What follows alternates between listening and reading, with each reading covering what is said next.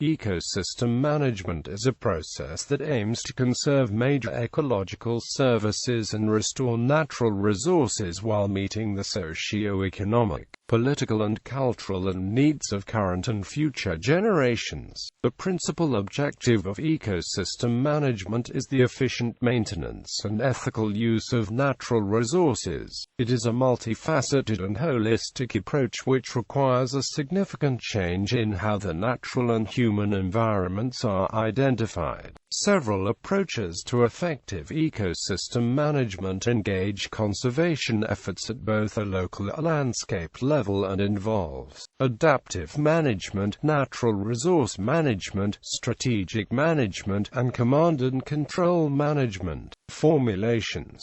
The definitions of ecosystem management are typically vague. Several core principles define and bound the concept and provide operational meaning. Ecosystem management reflects a stage in the continuing evolution of social values and priorities. It is neither a beginning nor an end. Ecosystem management is place-based and the boundaries of the place must be clearly and formally defined. Ecosystem management should maintain ecosystems in the appropriate condition to achieve desired social benefits. Ecosystem management should take advantage of the ability of ecosystems to respond to a variety of stressors, natural and man-made. But all ecosystems have limited ability to accommodate stressor and maintain a desired state. Ecosystem management may or may not result in emphasis on biological diversity. The term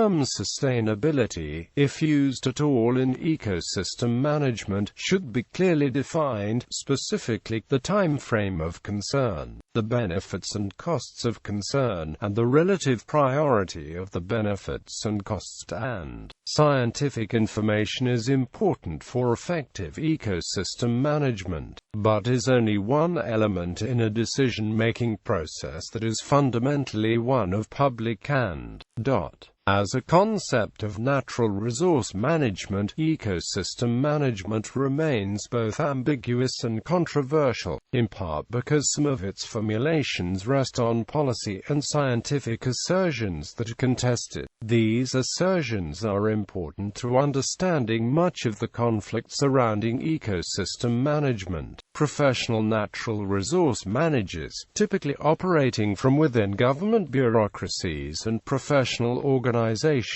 often mask debate over controversial assertions by depicting ecosystem management as an evolution of past management approaches. Stakeholders. Stakeholders are individuals or groups of people who are affected by environmental decisions and actions, but they also may have power to influence the outcomes of environmental decisions relating to ecosystem management. The complex nature of decisions made in ecosystem management, from a local to international scales, requires stakeholder participation from a diversity of knowledge, perceptions and values of nature. Stakeholders will often have different interests in ecosystem services. This means effective management of ecosystems requires a negotiation process that develops mutual trust in issues of common interest with the objective of creating mutually beneficial partnerships.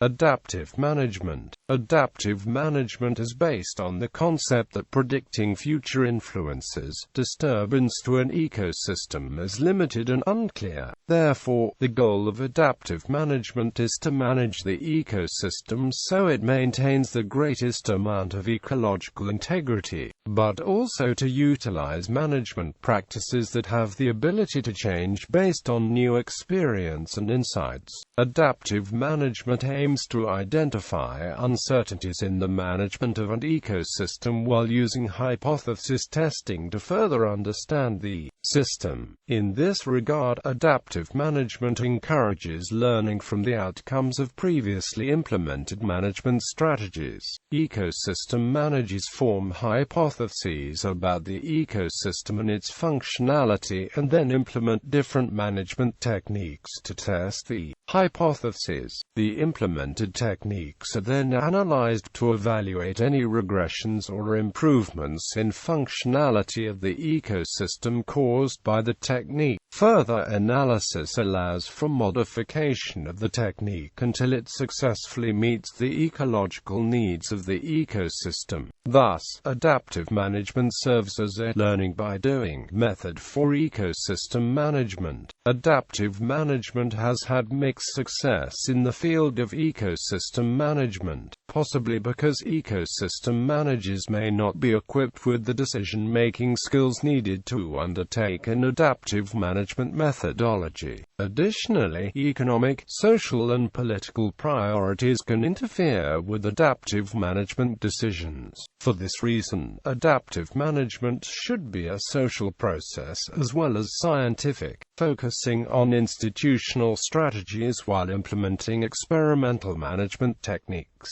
Natural resource management. The term natural resource management is frequently used when dealing with a particular resource for human use rather than managing the whole ecosystem. A main objective of natural resources management is the sustainability for future generations, which appoints ecosystem managers to balance natural resources exploitation and conservation over long-term time frame. The balanced relationship of each resource in an ecosystem is subject to change at different spatial and temporal scales. Dimensions such as watersheds, soils, flora and fauna need to be considered individually and on a landscape level. A variety of natural resources are utilized for food, medicine, energy and shelter. The ecosystem management concept is based on the relationship between sustainable resource maintenance and human demand for use of natural resources.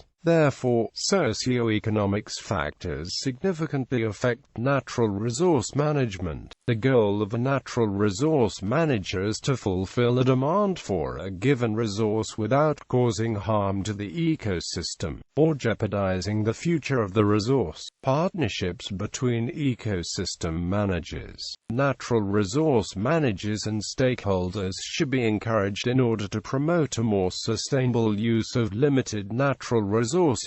Natural resource managers must initially measure the overall integrity of the ecosystem they are involved in. If the ecosystem supporting resources is healthy, managers can decide on the ideal amount of resource extraction, while leaving enough to allow the resource to replenish itself for subsequent harvests. Historically, some natural resources have experienced limited human disturbance and therefore have been able to subsist naturally. However, some ecosystems such as forests, which typically provide considerable timber resources, have sometimes undergone successful reforestation processes and consequently have accommodated the needs of future generations. A successfully managed resource will provide for current demand while leaving enough to repopulate and provide for future demand. Human populations have been increasing rapidly, introducing new stressors to ecosystems, such as climate change and influxes of invasive species. As a result, the demand for natural resources is unpredictable. Although ecosystem changes may occur gradually, the cumulative changes can have negative effects for humans and wildlife. Geographic information systems and remote sensing applications can be used to monitor and evaluate natural resources by mapping them in local and global scales. These tools will continue to be highly beneficial in natural resources management. Strategic management. Strategic management encourages the establishment of goals that will benefit the ecosystem while keeping socio-economic and politically relevant issues in mind. Strategic management differs from other types of ecosystem management because it keeps stakeholders involved and relies on their input to develop the best management strategy for an ecosystem. Similarly to other modes of ecosystem management, this method places a high level of importance on evaluating and reviewing any changes, progress or negative impacts, and prioritizes flexibility and adapting management protocols as a result of new information. Landscape-level conservation. Landscape-level conservation is a method that considers wildlife needs at a broader landscape-level scale when implementing conservation initiatives. This approach to ecosystem management involves the consideration of broad-scale interconnected ecological systems that acknowledges the whole scope of an environmental problem. In a human-dominated world, weighing the landscape requirements of wildlife versus the needs of humans is a complicated matter. Landscape-level conservation is carried out in a number of ways. A wildlife corridor, for example, is a connection between otherwise isolated habitat patches that are proposed as a solution to habitat fragmentation. In some landscape-level conservation approaches, a key species vulnerable to landscape alteration is identified and its habitat requirements are assessed in order to identify the best option for protecting their ecosystem. However, lining up the habitat requirements of numerous species in an ecosystem can be difficult, which is why more comprehensive approaches to further understand these variations have been considered in landscape-level conservation. Human-induced environmental degradation is an increasing problem globally, which is why landscape-level ecology plays an important role in ecosystem management. Traditional conservation methods targeted at individual species need to be modified to include the maintenance of wildlife habitats through consideration of both human-induced and natural environmental factors. Command and control management. Command and control management utilizes a linear problem-solving approach where a perceived problem is solved through controlling devices such as laws, threats, contracts, and/or agreements. This top-down approach is used across many disciplines and works best with problems that are relatively simple, well-defined, and work in terms of cause and effect. The application of command and control management has often attempted to control nature in order to improve product extractions, establish predictability, and reduce threats. Some obvious examples of command and control management actions include the use of herbicides and pesticides to safeguard crops in order to harvest more products, the culling of predators in order to obtain larger, more reliable game species, and the safeguarding of timber supply by suppressing forest fires. Attempts at command and control management often backfire in ecosystems due to their inherent complexities. Consequently, there has been a transition away from command and control management due to many undesirable outcomes, and a stronger focus has been placed on more holistic approaches that focus on adaptive management and finding solutions through partnerships.